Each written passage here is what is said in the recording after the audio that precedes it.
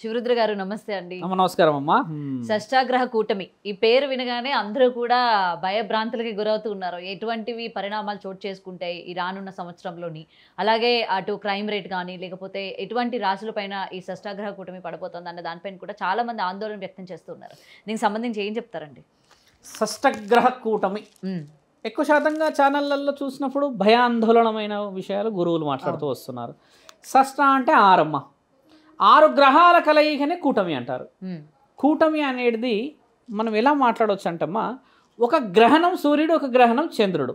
ఇప్పుడు బృహస్పతి తర్వాత మిగతా ఏదైతే గురుస్థానంలో ఉన్న గ్రహాలు ఉన్నాయో అమ్మ, ఈ కుజుడు వీళ్ళందరూ ఏం చేస్తారు, 6 స్థితిలకు వస్తున్నారు. ఇప్పుడు చాలామంది ఛానల్లో కూడా ఎందుకు చెప్తున్నట్టమ్మా, సూర్యుడిని చంద్రుడిని ఫ్రీజ్ చేస్తారు ఈ గ్రహాల కూటమి అంటే. గ్రహాల కూటమి రోజు సూర్యుడు చంద్రుడు ఫ్రీజ్ ఎందుకు అవుతాడు? అసలు వాళ్ళకి ఏం హక్కు ఉంది?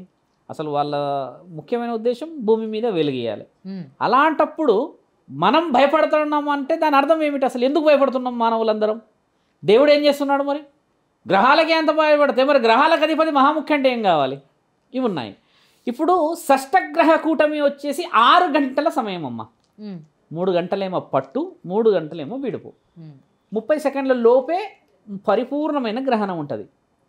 అంటే ఇలా వచ్చి ఉండడం 30 సెకండ్ల లోపే. కానీ ఇలా రావడం అనేటిదే ఇట్లా నీడ పడుతుంది కదా, ఆ నీడ నుంచి నీడ వదిలిపెట్టడం 6 గంటలు. షష్ఠగ్రహ కూటమి రోజు జరగబోయే మహాప్రళయాలు ఏంటంటమ్మా, జలగండాలు ఉన్నాయి. జలం లైవ్ ఎగ్జాంపుల్ 4 days నుంచి హెవీ రెయిన్స్, ఎక్కడెక్కడో పెద్ద పెద్దగా కుండపోత వర్షాలు, వడగళ్ళ వర్షాలు, పంట పొలాల నష్టాలు, ఇవన్నీ నేను కరెక్ట్గా 15 రోజుల క్రితం కూడా ఛానల్లో చెప్పా అమ్మ. గ్రహణ కూటమి రోజు సముద్రం మనకి హెచ్చరిక ఇచ్చింది. శాస్త్రవేత్తలు కూడా చాలామంది గురువులు కూడా బయలుదేరారు. ఎందుకు సముద్రంలో ఈ ఎలజడులు మొదలయ్యాయి, ఈ స్క్వేర్ టైప్ సర్కిల్ టైప్ అన్నిట్లా వచ్చేసాయి.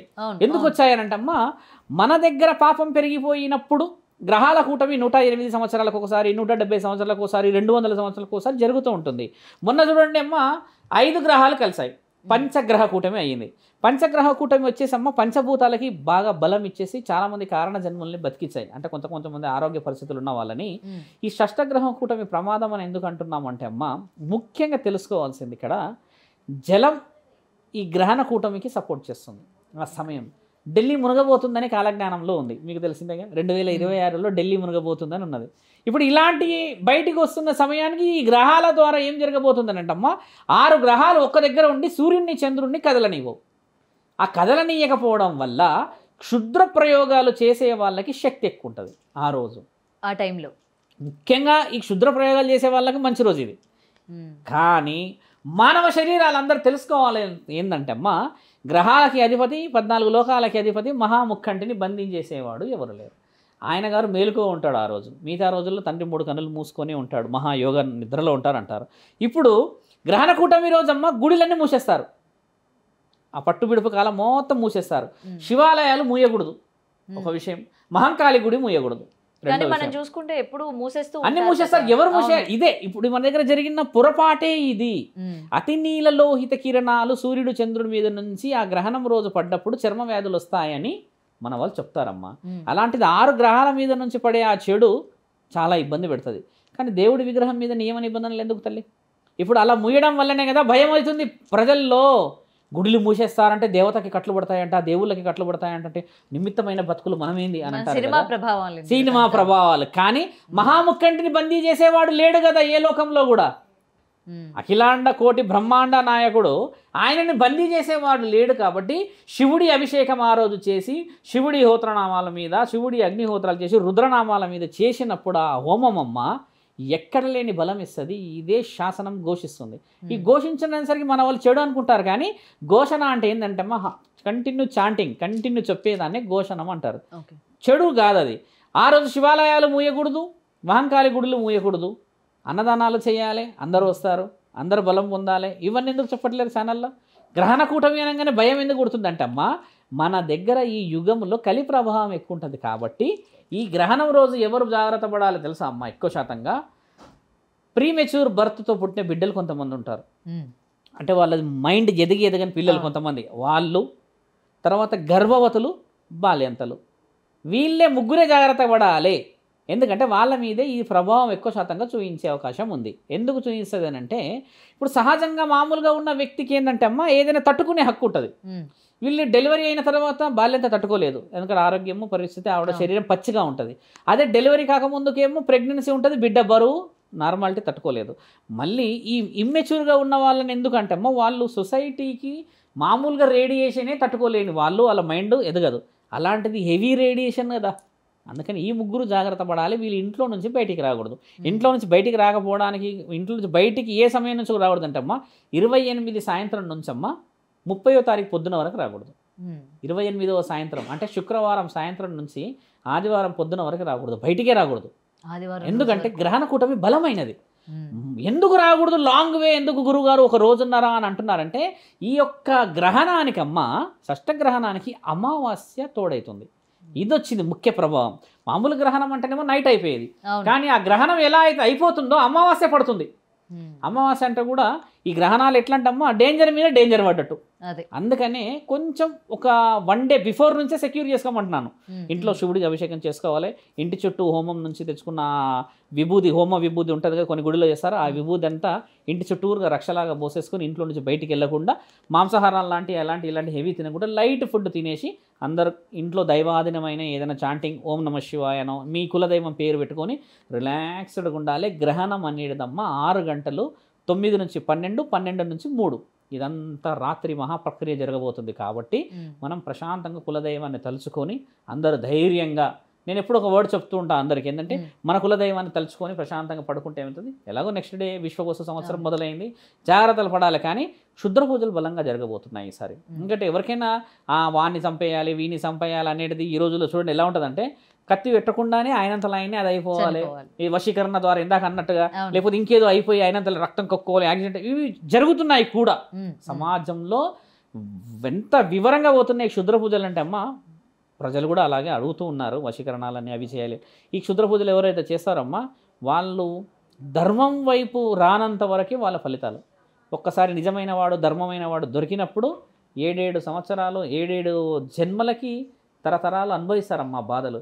క్షుద్ర పూజలు చేయడం ఏంటి తల్లి, సమాజాన్ని కాపాడుకొని లోక కళ్యాణం, దేవుళ్ళని పూజించమని చెప్తున్నారు. ఇప్పుడు ఆ పురోహితులు అందరూ చెప్పేది కూడా అదే. పటాలు, చిత్రపటాలు అన్ని దేవుళ్ళని పెట్టి పూజ చేసి పువ్వులు పెట్టుకోండి అంటే మన వాళ్ళు అలా ఉండరు తల్లి. భయం ఎక్కువ ఉంది మన దగ్గర. ఆ భయాన్ని తీసేసి షష్టగ్రహ కూటమి రోజు జాగ్రత్త పడాల్సిన ముఖ్యమైన విషయం అఖండ జ్యోతి పెట్టాలి ఇంట్లో. ఇదే ముఖ్యమైనది. అఖండ జ్యోతి ఎందుకు పెట్టాలంటమ్మా, అఖండ జ్యోతి అనేసి పార్వతీ పరమేశ్వరుల యొక్క జ్యోతి. అది అఖండ అంటే 2 దీపాలు 1.5 రోజు పాటు ఉండాలా? ఖచ్చితంగా ఉంటుంది. ఒక పెద్ద ప్రమిదలో అమ్మ ఒక 1/2 లీటర్ నూనె పోసి పెట్టేస్తారు వాళ్ళు, తెస్తారు పలు రకాలై తెచ్చేసి మంచి కొంచెం అటుకు పైన పెడితే ఆ దీపం ఉన్నంత వరకు మహాముఖంటి మన ఇంటి మీద కన్ను పెట్టినట్టే. అంతేగా తల్లి. ఆయనకే ఎందుకు పెట్టాలంటే ఆ రోజు ముడిపడని ఒకే ఒక దంపతులు పార్వతీ పరమేశ్వరులు. మిగతా దేవతలందరూ కట్లు పడతాయమ్మ, పార్వతీ పరమేశ్వరులే కట్లు పడవు, శివుడికి అసలే పడవు. కాబట్టి గ్రహణాల అధిపతిని మనం కొలుసుకోవడం తప్పు కాదు కదమ్మా.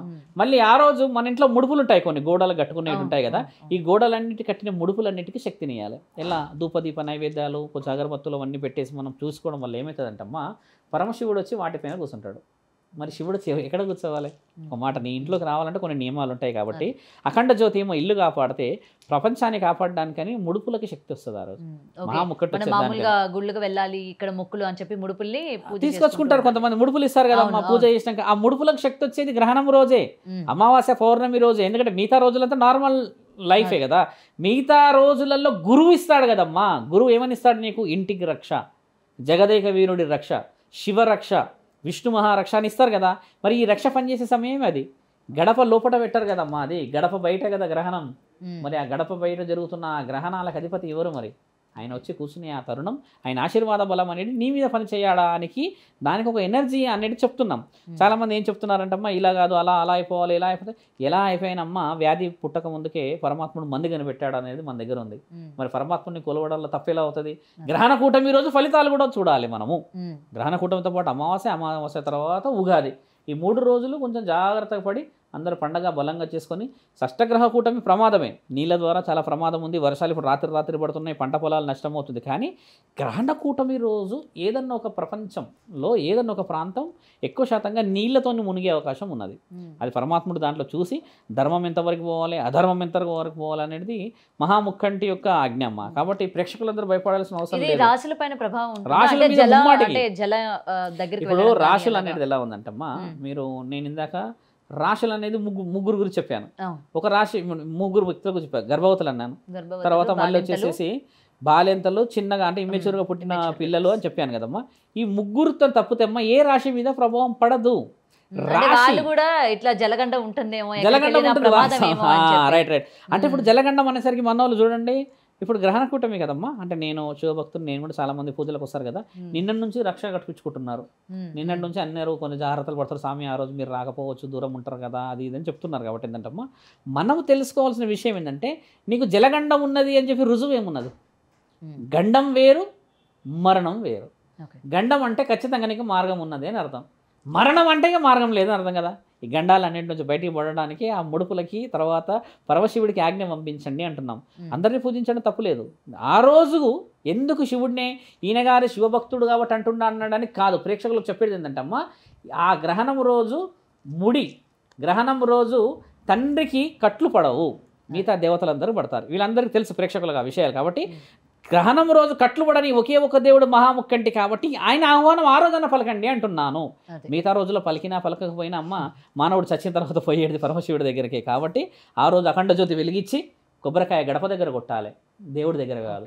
ఎందుకంటే పరమాత్ముడు గడపల దగ్గరికి వస్తాడు కాబట్టి ఆహ్వానం పలకడం తప్పులేదు కదా. ఇవి చిన్నది 10 రూపాయల ఖర్చు నేను చెప్పాను కాబట్టి ధర్మాన్ని రక్షించడానికి పరమాత్ముడు 100 మార్గాలు ఇచ్చాడమ్మా. కానీ మనస్సాక్షితో పెడితేనే విలువ. ఇది షష్టగ్రహ కూటమి తల్లి. ఓకే. అండ్ ఇంకొకటి, గ్రహణం అనగానే అందరూ ఏ టైంకి తినేయాలి, ఏ టైంకి తినకుండా ఉండాలి అని చెప్పి కూడా ఈ డౌట్ కూడా రైజ్ చేస్తూ ఉంటారు. 9 లోపు భోజనాలు చేసుకోవడం శుభసూచికం. ఎందుకంటే గ్రహణం మొదలవుతుంది కూడా 9. 6 గంటలు ఎలా అయిందంటే అమ్మ, 6 గంటలలో 3 గంటలు ఇప్పుడు ఇది ఒక గ్రహణం తల్లి, ఇది ఒక గ్రహణం అనుకోండి. ఈ గ్రహణం ఇలా వచ్చినప్పుడు ఈ నీడ పడుతుందిగా మొదట, ఇలా పడ్డ సమయమే 6 గంటలు. ఇలా పడ్డాక ఇది పూర్తిగా ఇలా రావాలి కదా తల్లి. ఇలా పట్టుకున్న తరుణమే 15 సెకండ్స్ 30 సెకండ్స్ లోపు ఉంటుంది అది. ఇది పరిపూర్ణ గ్రహణం అంటారు దీన్ని. ఆ పరిపూర్ణ గ్రహణం నుంచి అది మళ్ళీ ఇలా జరుగుతుంది కదా ఇమీడియట్లీ. ఇది విడవడానికి మళ్ళీ 3 గంటలు, పట్టడానికి 3, ఇడవడానికి 3. కానీ గ్రహణం పట్టిందే కేవలం వాడు 15 సెకండ్లు. కానీ ఆ పట్టే ఆ తరుణం ఏదైతే ఉంటుందో అమ్మా, ఇప్పుడు నేనే ఉన్నాను, నన్ను అటు 5 మంది ఇటు 5 మంది పట్టుకున్నారు అనుకుని కదలనీయకుండా నేను కదలలేను కదా. ఈ కదలడం చాలా ముఖ్యం. 6 గ్రహాలు పడుతున్నాయి, సూర్యుడు చంద్రులు ఇలా ఆపుతున్నాయి, ఫ్రీజ్ చేస్తున్నాయి కదా. ఈ ఫ్రీజింగ్ టైమే చాలా చాలా దుష్ట శక్తులు, ఆ శక్తులు, ఈ శక్తులు మొదలవుతాయి. కానీ ఏంది ఎలా చేసినా అమ్మ, దైవాధీనంలో ధర్మమైన పనుల్లో మనం ఉన్నంత వరకు ఎవరు ఏం చేయలేరమ్మా. ఇది శాసనం మన దగ్గర రాసింది. గ్రహణాలలో ఇప్పుడు నెక్స్ట్ వచ్చేది మళ్ళీ చూడమ్మా, సప్తగ్రహమే ఉంది మన దగ్గర. సప్తగ్రహాలు ఉన్నాయి, తర్వాత అష్టగ్రహం ఉంది, తర్వాత నవగ్రహాలు ఉన్నాయి మన దగ్గర. ఇన్నున్నాయి. ఇవి ఎంత 108 సంవత్సరాలకి ఇయర్లో ఒక్కొక్క సంవత్సరాన్ని బట్టి జరుగుతుంటాయి. ఇప్పుడు విశ్వవసు సంవత్సరంలో రాబోయే ప్రళయాలు చాలా భయంకరంగా ఉన్నాయి, బీభత్సమైన ప్రళయాలు ఉన్నాయి. ఇప్పుడు 26, 25 మన నూతన సంవత్సరం మనం ఉగాది చేసుకుంటాం కదా, ఎక్కడెక్కడి నుంచో ఉన్నాయి జల ప్రళయాలు ఎక్కువ ఉన్నాయి. జలేంద్రుడు చాలా హెవీగా ఉంటాడు ఈసారి. ఎందుకుంటాడు అంటే ఎందుకుంటున్నాడు అని అంటే మరి చూడు సమాజం కూడా ఎలా అవుతుందో. ఇందాకే మనం ఏం మాట్లాడుకున్నాం, ఎక్కడ లేని పొంతన లేని చూస్తున్నాం. కాబట్టి ధర్మాన్ని కాపాడాలనేది పరమాత్ముడి చేతిలో, కానీ ధర్మాన్ని పాటించాల్సిన అవసరం మానవుల చేతుల్లో ఉందమ్మా. అదమ్మా తల్లి. రైట్, ధన్యవాదాలు. నమస్కారం. For more videos like this, subscribe Big TV channel.